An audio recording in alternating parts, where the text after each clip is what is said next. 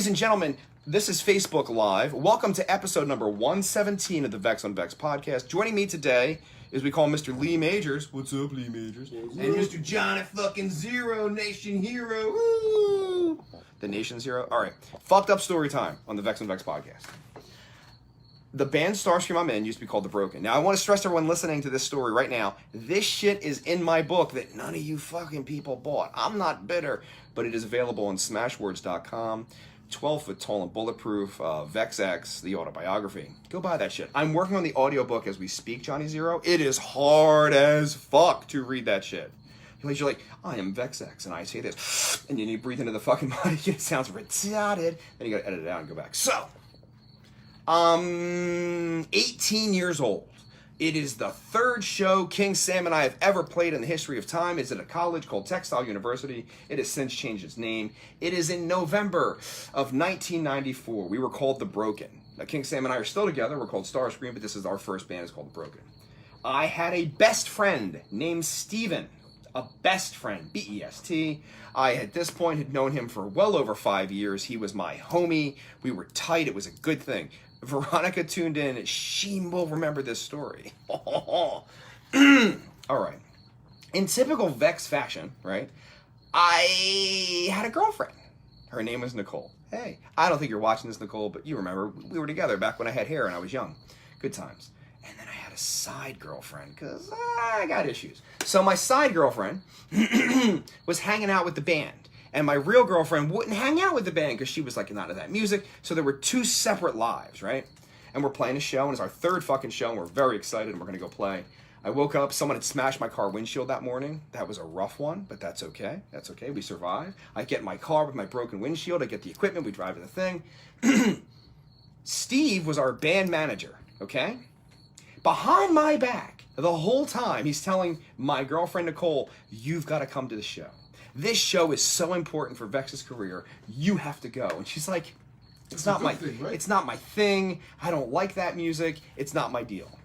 This motherfucker watches me pick up my side girlfriend. Watches me. Brings her and all of her friends to the new fucking show with me, knowing he set me up for my girlfriend to show up. Oh, one of those fucking... So I'm hanging out. We're doing sound check. Railroad job. Now other bands are sound check. The crowd's in there. I am standing there with a beautiful young woman. Your wife is friends with that girl's friend. Remember the redhead we were talking about? Yep. This is her fucking friend, bro. Dude, This is 1,000 years ago. Listen. Yeah. So there I am with my little girlfriend. Now, I don't know if my arm is around her, but all I could think is like, after this show, I'm gonna fuck this girl. Yeah. And I'm chilling, and I don't know, I felt like a cold, icy glaze hit the back of my head. And I had hair back then, you know. Stink eye. And so I spin, and there's Nicole in all of her glory. Her hair's done, her makeup's perfect, her fucking nails are did. This bitch didn't fucking take the bus anywhere. And I know I didn't drive her. She got on the bus like this. Motherfucker, I'm gonna catch him, motherfucker. And she pulls up, boom, there she is at the college, and she walks in. And I'm like, what's up, baby? Because all of your side girls better know you have a girlfriend or you're in fucking trouble. So I'm like, and I step away and I give her a hug. I'm like, let's go for a walk around the campus. It's a beautiful day. And she's like, She is mad as fuck. She's like, who's that girl? And I'm like, what you mean? What you mean, who's that girl? Baby, I'm going to play a show, you know. It's a rock and roll, you know. And I'm like, and I couldn't imagine how I got fucking nailed. Like, this bitch didn't fucking take the bus anywhere. And I was like, how did you get here? And she's like, I took 3 buses and I waited. And I'm like, why? And like, you have to work before my set because we played at night. She had a job. She worked at like Condom Kingdom or some shit on South Street. Condom Kingdom on South Street? Yeah. I mean, I don't fucking fuck a condom, but you know. It was like to the time place. So you get like... So you remember. Yeah. Actually, it might have been Condom Vintage clothing. Yeah, it was Condom Kingdom. So, we're hanging out, and now I gotta spend like 90 minutes entertaining this girl while my side girl is at the show. So now, I'm like, I gotta go backstage, baby. I'll see you later. And I just fucking, boop, I dip out. So I got girlfriend number 1 standing here, and like fucking young girl standing here, and like girlfriend number 1 just glaring at her, right? Glaring at her. What's the age difference? Just give us a... Girlfriend number 1's 18, girlfriend number 2's like 16 or 17. How old are you? 18. I was a kid.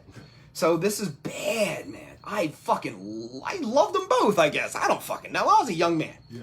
But then whatever, it just worked out. Like, the girlfriend had to leave to go to work, so it takes like a long time to get there. So she's gone. And I'm like, whew. I go to my side girl, I'm like, I'm real sorry. And she's like all crying and shit. I'm like, you know I have a girlfriend. Like, I didn't lie to you, you know. You're my side, John. Again, this is back in 1994. It's almost 30 years ago. So she knew that you had a girlfriend. Of course she did. Okay. Never lie to your side girl. Your side girl's got to be your ride or die.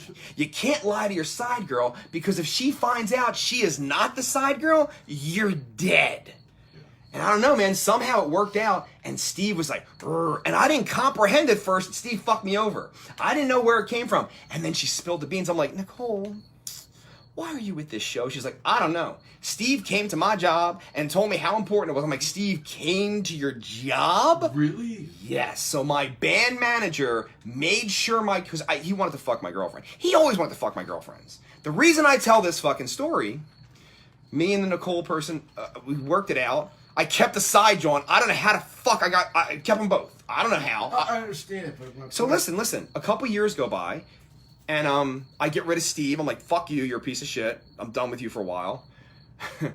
There's a whole other thing. This is all in the book. All this is in the book that you didn't buy. Buy that shit. It's glorious. That shit. I want to read. I want to get one too. Good. So I keep Nicole. I keep the side John. I get rid of the manager. No problem. We don't talk for a whole fucking year. Cause I'm like, you tried to fuck me over. Fuck you, you piece of shit. Like, I don't know. You know what I mean?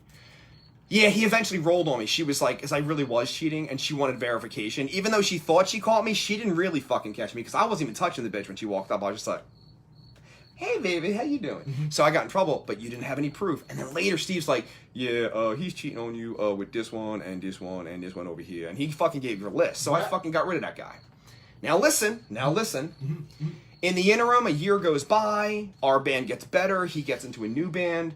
And then some other person got us together. A promoter was like, your band's really good, Vex, and Steve's band's getting really good. You gotta play together. And it was successful when we played together. So we brokered a deal. We made peace. By this point, me and Nicole we weren't quite broken up. We were getting pretty fucking close. And he had gotten a girlfriend in the interim. Her name was Jackie. Now, I knew Jackie a little bit, not in the biblical sense, you know, but I had known her before they ever met, because she was a cute girl. And in the interim of not speaking for a year, they become a couple, right? So they're a thing, they're a couple, it's all happening. And he was trying to make amends, but in my head I was like, I owe you one. I owe you one, motherfucker, right? I mean, I'll wait. And I have a problem. I'm not Italian, but I might as well be, because I can fucking wait. So the whole thing happens. We play the shows. Life is working out. My band breaks up. His band breaks up. Me and the girl break up. Him and his girl break up. We move in together. We're like in an apartment for a little bit together. And then I bought my first house. I was at the store, and guess who I ran into? You're kidding me. Steve's ex-girlfriend. You're kidding. And she was looking fine as a motherfucker. Are you kidding? And I was like, hello there. Are you embellishing? Is this... No. And then she became my girlfriend for like a year. Wow. So I'm a man. So I called Steve on the phone. I was like, yo, dog. Like a real girlfriend. I saw so-and-so, and I'm going to take her out. I want you to know I'm taking her out. And he was like, that's fine. I'm glad that you told me. Thank you. And he hung up, and he never spoke to me again for like 15 fucking years. All right. Couple questions just to keep your timeline. First of all, everybody, get his book. It's going to be great. We've been waiting for it. Oh, my God. Just ask the fucking question. Seriously, I want to know the answer. Answer. This guy, Steve, was your band manager. At the time. But he was also a musician, performer? He wanted to be us. So when he was smart, he's still smart. He's a smart guy. So when we left and got rid of him, he formed his own fucking band. So he wasn't like this.